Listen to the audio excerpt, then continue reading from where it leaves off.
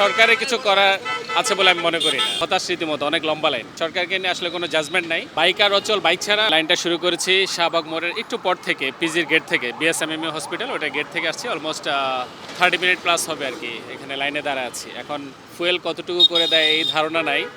সামান্য একটু তেলকে পুঁজি করে চলে আসছি আর কি, কিছু করার নাই। হয়তো ভাবলাম ঈদের ছুটি ফাঁকা পাবো, বাট এসে দেখি যে না, আমার মতো আরও অনেক বাইকার সবাই লাইনে দাঁড়ায় আছে ফুয়েলের জন্য। এখন যে অবস্থা, যে একটু আগে নিউজে দেখলাম যে বাংলাদেশের অধিকাংশ ফুয়েল স্টেশনগুলো বন্ধ হওয়ার উপক্রম, এগুলো বন্ধ হয়ে যেতে পারে যে কোনো সময়।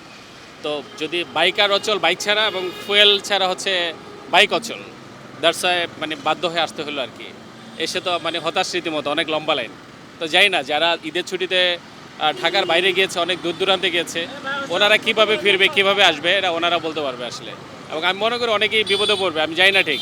কারণ ঢাকায় যে পরিমাণ ফুয়েল স্টেশন আছে, বাংলাদেশের অন্যান্য জেলা বা গ্রামাঞ্চলে তো এত অ্যাভেলেবেল নাই আর কি। একজন সরকার নতুন আসছে, তাকে স্টেবল হওয়ার জন্য সময় দিতে হবে। হ্যাঁ, সরকারকে নিয়ে আসলে কোনো জাজমেন্ট নাই। যা কিছু দেখতেছি সেটা জনগণ দেখতেছে, আপনি যা দেখতেছেন আমিও তাই দেখতেছি। তবে এটা তো একটা ইন্টারন্যাশনাল ক্রাইসিস, যেখানে আপনার যুদ্ধ লাগছে আন্তর্জাতিকভাবে। তো এটার প্রভাব স্বাভাবিকভাবে সারা বিশ্বেই পড়বে। তো এখানে সরকারের কিছু করার আছে বলে আমি মনে করি না। হ্যাঁ, এটা ইন্টারন্যাশনালি কোনো কিছু সলভ না হলে কিছু হবে না।